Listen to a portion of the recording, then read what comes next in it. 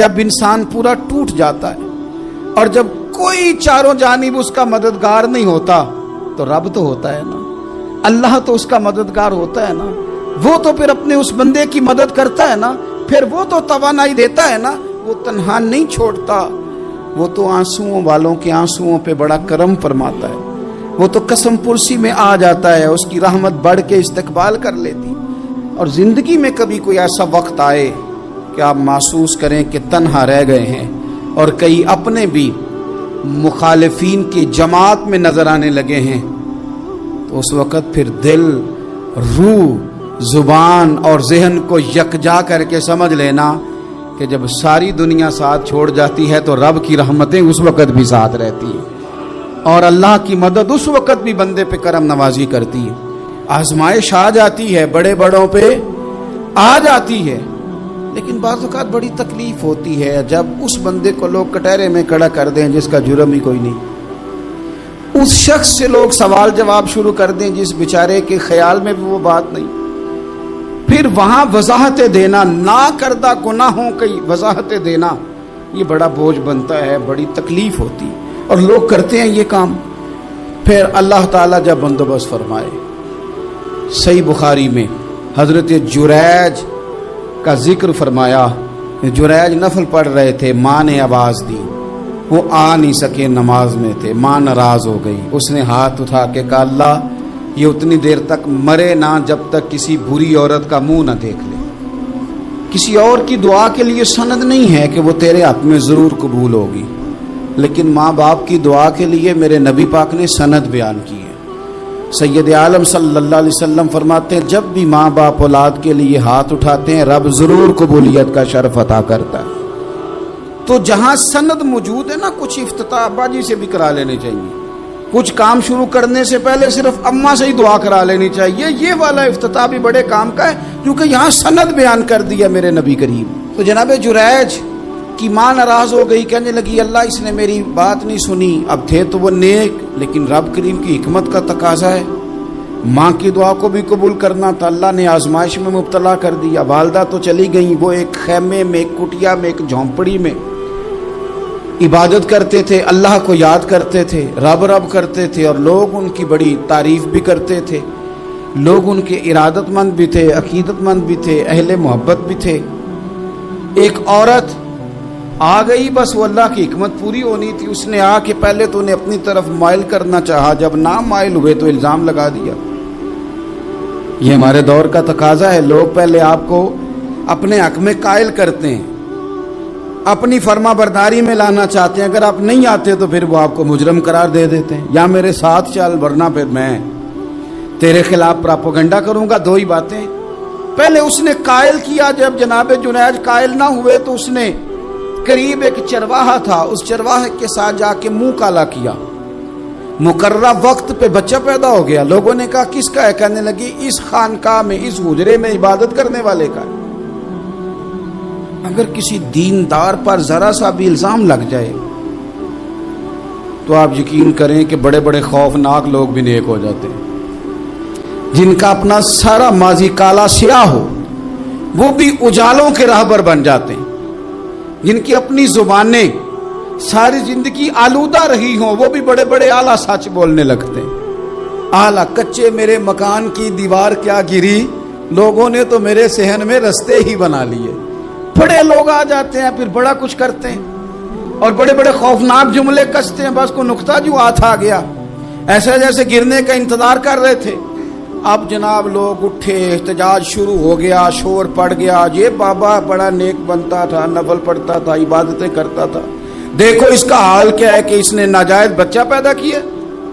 بغیر تحقیق کے میں کہہ چکا ہوں کہ الجھے الجھے بکھرے بکھرے روز و شب دیکھے گا کون، لوگ تیرا جرم دیکھیں گے، سبب دیکھے گا کون، لوگ تیرا جرم دیکھیں گے، سبب کوئی غور نہیں کرتا کہ وجہ کیا تھی۔ او بھائی کچھ تو مجبوریاں رہی ہوں گی، یوں ہی کوئی بے وفا نہیں ہوتا۔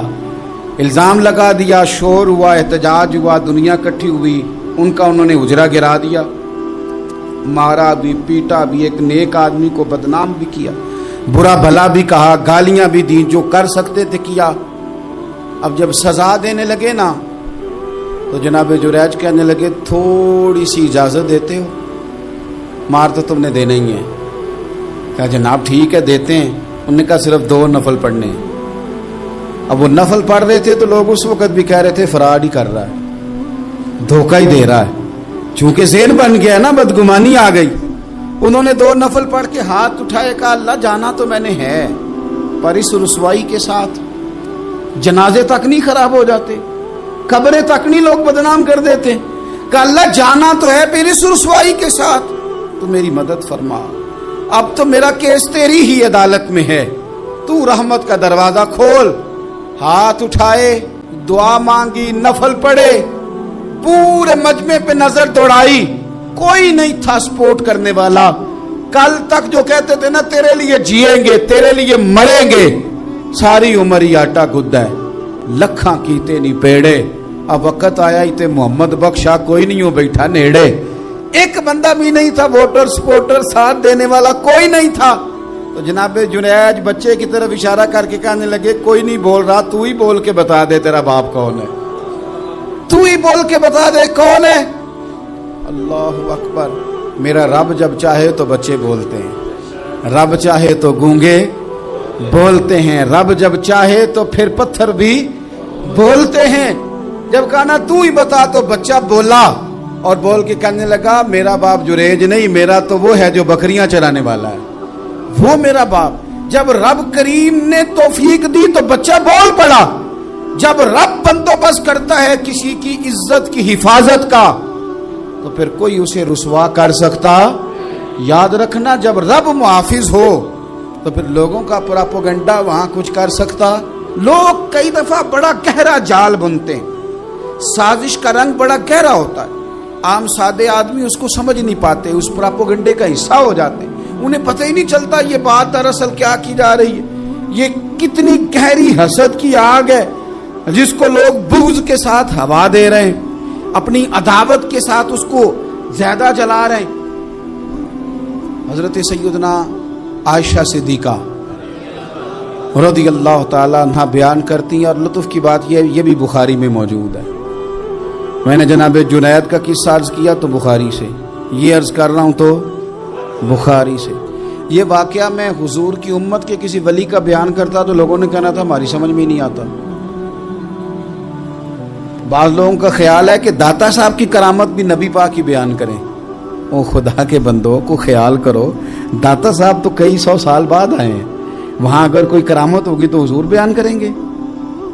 اگر نبی کریم نے پچھلے بنی اسرائیل کے ولیوں کی کرامتیں بیان کر کے تمہیں بتائی ہیں تو اس کا معنی یہ ہے کہ اگر وہاں اللہ یہ شان عطا کر سکتا ہے تو تم تو امتوں کی سردار امت ہو، ان پر تو نیرا فضل ہے، تم پر تو رب کا فضل کبیر ہے۔ تو بس لوگ سمجھنے کو تیار نہیں، پچھلوں کی مان لیتے ہیں۔ جناب آصف بن برخیہ کی کرامت جو سورہ نمل میں آئی وہ تو مانیں گے، پر غوث پاک کی کرامت یہ پتہ نہیں عجیب فلسفہ ہے، اور کس طرح کا فلسفہ ہے یہ سمجھ سے بالا تار ہے کہ بنی اسرائیل کا کوئی ولی ہو تو اس کی کرامت ہو سکتی ہے، اور نبی پاک کی امت کا ہو تو اس کی ہو ہی نہیں سکتی۔ کیا معنی ہے اس بات کا؟ اور لوگ ہیں کہ داد و تحسین دے رہے ہیں، واہ واہ کر رہے ہیں۔ اللہ تعالیٰ سمجھنے کی توفیق عطا فرمائے۔ حضرت عائشہ صدیقہ رضی اللہ تعالیٰ عنہ فرماتی ہیں ایک عورت تھی اور اسے نبی پاک صلی اللہ تعالیٰ علیہ وسلم نے وہ کلمہ پڑھ کے مسلمان ہوئی، مدینہ طیبہ آ گئی تو حضور نے مسجد نبوی شریف میں اس کے لیے مکان، ایک سادہ سا کمرہ ساتھ مسجد کے بنوا دیا، وہیں رہنے لگی۔ اکثر وہ سیدہ طیبہ کے پاس آتی تو حضرت عائشہ صدیقہ رضی اللہ تعالیٰ عنہ فرماتی ہیں وہ بڑی باتیں سناتی اور آخر میں کہتی وہ ہار والا دن بھی بڑا عجیب دن تھا، اور میرے رب کی قدرتوں کا دن تھا، وہ بھی بڑا عجیب دن تھا۔ سیدہ عائشہ صدیقہ رضی اللہ تعالیٰ عنہ ایک دن فرمانے لگی کہ تو ہار والے دن کا بڑا ذکر کرتی ہے، وہ کیا دن تھا؟ تو خاتون کہنے لگی اماں جی وہ دن تھا جب میرے رب پر بھروسہ اور مضبوط ہو گیا، جس دن میرا اپنے رب پر توکل اور بڑھا، میرے ایمان میں یقین میں اور پختگی آئی۔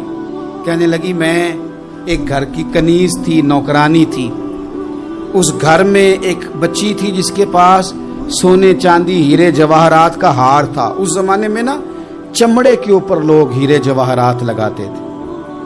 کئی دفعہ سرخ رنگ کے چمڑے پہ لگائے جاتے تھے، وہ بچی پہنتی تھی، تو کہتی ہوں بچی کے اس نے اتار کے رکھا یا اس سے گرا وہ ہار، تو چیل اسے اٹھا کے لے گئی گوشت سمجھ کے، اور میرے سامنے اٹھا کے لے گئی۔ گھر والوں نے مجھ سے پوچھا، یہ بخاری میں موجود ہے، گھر والوں نے پوچھا مجھ سے کہ وہ ہار کہاں ہے، تو میں نے کہا چیل اٹھا کے لے گئی۔ گھر میں کچھ چوری ہو جائے تو سب سے پہلا الزام کس پہ لگتا ہے؟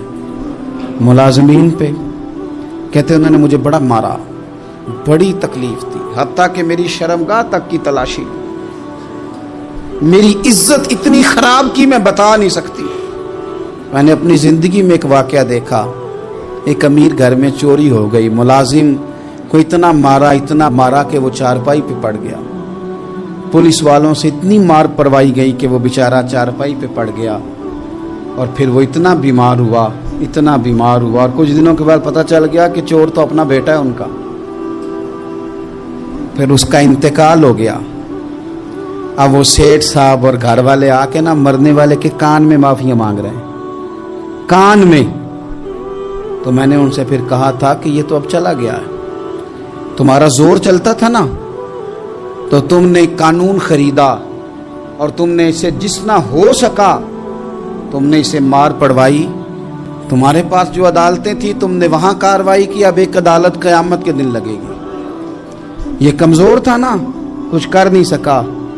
میرے نبی پاک صلی اللہ علیہ وسلم نے فرمایا، سن لو، اگر سینگ والی بکری نے بغیر سینگ والی بکری کو تکلیف دی ہوگی نا تو قیامت کے دن اسے بھی بدلہ دینا پڑے گا، کہ تیرے پاس سینگ تھے اور تو نے اسے مارا تھا۔ وہ خاتون عرض کرتی ہے سیدہ عائشہ کی خدمت میں کہ مجھے بڑا مارا، مجھے تکلیف دی، میں کہہ رہی تھی کہ میرے سامنے چیل لے گئی ہے، پر وہ نہیں مان رہے تھے، اماں جی انہوں نے مجھے بڑا مارا۔ حضرت عائشہ صدیقہ کہتی ہیں پھر کیا ہوا؟ کہنے لگی اماں جی جب کوئی میرا مددگار نہ رہا، مجھے تکلیف دے رہے تھے، رسوا کر رہے تھے، تو میں نے اپنے رب سے مدد چاہی، میرے رب کی طرف میں نے توجہ کی، میں نے کہا مالک اب تو ہی میرا مددگار ہے۔ کہتی ہے وہ مجھے مار رہے تھے تو وہ چیل جو ہار لے گئی تھی وہی لے کے واپس آ گئی، اور ہمارے سروں کے قریب لا کے اس نے جب اس ہار کو پھینکا، وہ مجھے چھوڑ کے سائیڈ پہ ہوئے، وہ میری بے گناہی جان گئے، لیکن آپ کو بتاؤں اس دن سے میرا اپنے رب پر یقین اور بڑھ گیا۔ ٹوٹے دلوں میں تو رب ملتا ہے، جب لوگ تانے دیتے ہیں، جب لوگ تکلیف دیتے ہیں، جب آپ بالکل ٹھیک چل رہے ہوتے ہیں، جب آپ محنت کر رہے ہوتے ہیں، جب آپ مخلص ہوتے ہیں، جب آپ جدوجہد کر کر کے تھک جاتے ہیں، اور لوگ جب پوری طور پر تانا زنی کرتے، باتیں سننے کو جب ملتی ہیں، میں دیانتداری سے کہتا ہوں جب لوگ پوری طرح دل توڑ دے، پھر کوئی سجدے کا مزہ ہے، پھر کوئی دعا کی لذت ہے، پھر کوئی چسکا ہے اس کی بارگاہ میں حاضری کا، پھر کوئی تڑپ پیدا ہوتی ہے اس کیفیت میں۔ وہ جب لوگ آپ کو پوری طرح تکلیف دے اور سارے اسباب ظاہری ختم ہو جائے، وہ جو لذت ہے نا اللہ کی بارگاہ میں جڑنے کی، وہ تعریف والوں کو کئی دفعہ نصیب۔ اگر میں غلط نہیں ہوں تو میں اس نتیجے پر پہنچا ہوں کہ اگر ہمارے دل سے لوگوں کا خوف نکل جائے نا، برادری، قبیلے، علاقے، سوسائٹی اور معاشرے میں جو ہم نے اپنی جھوٹی انا بنا رکھی ہے، اگر اس کا خوف نکل جائے تو بہت سارے لوگ دیندار ہو جائیں، بہت سارے لوگ پرہیزگار ہو جائیں، بہت سارے لوگ اللہ رسول کی رضا والے ہو جائیں۔ لیکن وہ جو ہمارے، سب سے پہلے تو یہ بتائیے، اگر ہم دین کے لیے کوئی جدوجہد کرتے ہیں، کوشش کرتے ہیں گھر میں دوستوں میں دین کی کوئی بات کرنے کے لیے، تو کس کے لیے کرتے ہیں؟ تو پھر لوگوں سے توقع رکھنے کا کیا مطلب ہوا؟ داتا گنج بخش علی حجویری رحمۃ اللہ علیہ، میں رات کشف المحجوب دیکھ رہا تھا، داتا صاحب نے عجیب بات لکھی ہے۔ داتا صاحب فرماتے ہیں جب تک نبی پاک علیہ السلام نے اعلان نبوت نہیں نہ فرمایا تھا، اس وقت تک صادق بھی کہتے تھے، امین بھی کہتے تھے، صلہ رحمی کرنے والا بھی کہتے تھے یہ تو غریبوں کا بوجھ اٹھاتے ہیں۔ جتنی دیر تک رسول پاک علیہ الصلوۃ والسلام نے لا الہ الا اللہ کی دعوت نہیں دی تھی، اتنی دیر تک کہتے تھے ان جیسا کوئی نہیں، شرافت، نفاست، پرہیزگاری، ہر چیز ہے۔ جس دن حضور نے فرمایا کہ تمہارے بت جھوٹے ہیں، تمہارے نظریات ٹھیک نہیں ہیں، تمہیں بدلنا چاہیے. داتا صاحب لکھتے ہیں جس دن کہا کہ تمہارا یہ رویہ ٹھیک نہیں ہے، وہ جو صادق تھے انہی کو معاذ اللہ جادوگر کہنا شروع کر دیا. جن کو کل تک امین کہتے تھے انہی کو شاعر کہنا شروع کر دیا. جن کو کل تک آنکھوں کا تارا سمجھتے تھے ان کے خلاف تلواریں اٹھا لی. آپ یقین کریں دین کا کوئی کام آپ نہ کریں، آج بھی آپ فقیر بن جائیں درویش، موٹی سی چادر اوپر اوڑے، تسبیح لے لے، کونے میں بیٹھ جائیں، حضرت صاحب کچھ نہیں کرتے جی. کوئی دین کا کام آپ نہ کریں، کونے میں بیٹھے جی، بڑا فرشتہ آدمی ہے، کسی کو کچھ نہیں کہتا. آپ صوفی مشہور ہے پوری دنیا میں، لیکن اگر آپ کہتے ہیں کوئی تعلیمی کام کرنا ہے، آپ کو کوئی تبلیغی کام کرنا ہے، سوسائٹی میں آپ کو کوئی کردار ادا کرنا ہے، آپ کو معاشرے میں کسی فکر کو پروان چڑھانا ہے، تو آپ کے لیے 100 باتیں، ہزار قسم کے تانے. لیکن نہ بچا بچا کے تو رکھ اسے، تیرا آئینہ ہے وہ آئینہ. اقبال کہتے ہیں تو اپنے شیشے کو اتنا بچا بچا کے کیوں رکھتا ہے؟ نہ بچا بچا کے تو رکھ اسے، تیرا آئینہ ہے وہ آئینہ. شکستہ ہو تو عزیز تر ہے نگاہ آئینہ ساز میں. حضرت امام احمد بن حنبل رحمۃ اللہ علیہ ایک چور کے لیے اکثر دعا مانگا کرتے تھے. ابو الحسن اس کا نام تھا.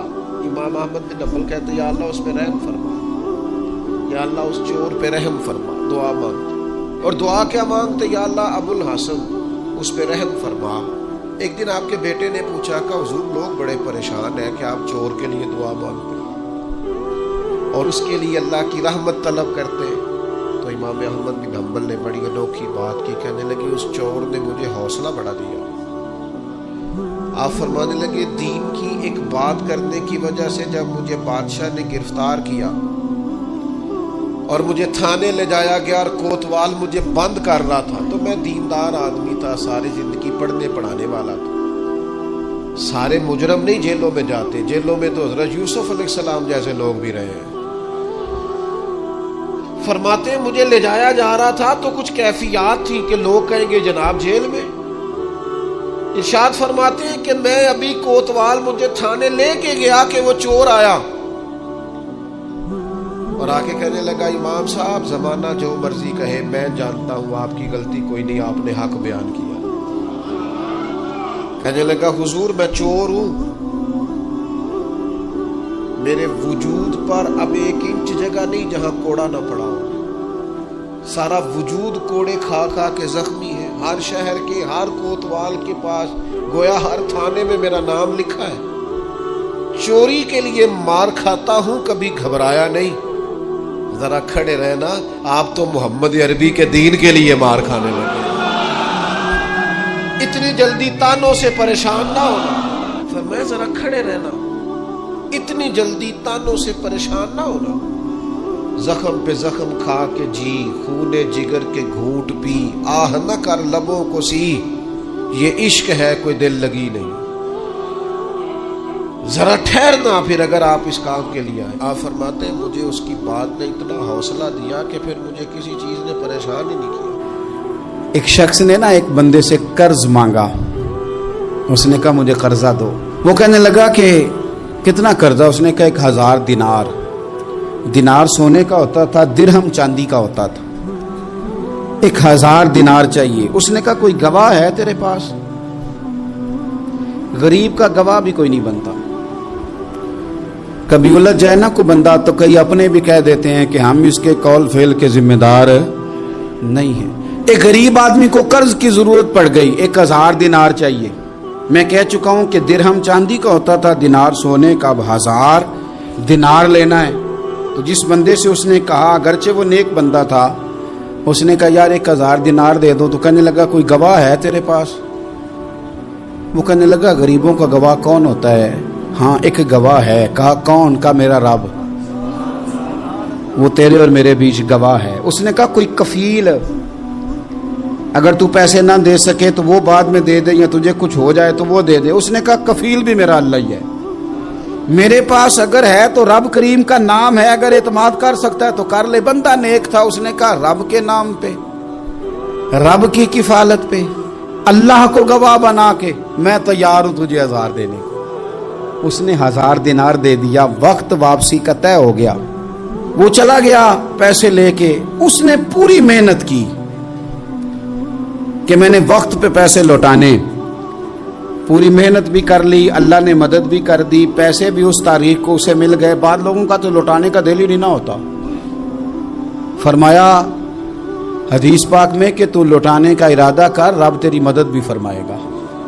لیکن یہاں بہت سارے لوگ کہتے ہیں خیر ہے، ارادہ ہی نہیں، تو پھر جس طرح کا بندے کا گمان ہو رب بھی اسی طرح کا معاملہ فرماتا ہے۔ اس نے پیسے جمع بھی کر لیے اور واپس دینے کو تیار بھی ہو گیا، لیکن رستہ بحری جہاز کا تھا، کشتی کا تھا، دریا کے رستے واپس آنا تھا۔ اب وہ جب آ گیا دریا کے کنارے تو بڑی کوشش کی، پر وہاں اسے کوئی کشتی نہیں ملی۔ وقت پہ پیسے لوٹانے ہیں، سفر کرنا ہے، اب سواری میسر نہیں ہے۔ سوچ سوچ کے پریشان تھا کہ میں نے تو اللہ کے نام پہ لیے۔ اچانک دل میں ایک تجویز آئی، اس نے ایک لکڑی لی، لکڑی کو اندر سے کھولا، 1000 دینار اس میں بھرا، بخاری پڑھ رہا ہوں، اور ساتھ ایک خط بھی لکھا کہ یار میں پیسے پہنچانا چاہتا تھا پر مجھے کوئی چیز نہیں ملی دریا کے اس پار آنے، اللہ کے نام پر تیری طرف روانہ کر رہا ہوں۔ اور یہ کہہ کہ وہ لکڑی دریا میں رکھ دی، وہ لکڑی ڈوب گئی ہے، واپس آ گیا۔ وہ جس نے پیسے لینے تھے وہ عین مقررہ وقت پر دریا کنارے آیا۔ صبح سے سر شام تک اس نے انتظار کیا، دل ڈھلنے لگا تو دل میں خیال آ گیا کہ یار نہیں، اس نے دینے ہی نہیں، جھوٹا وعدہ کر گیا، پہنچا ہی نہیں وقت پہ۔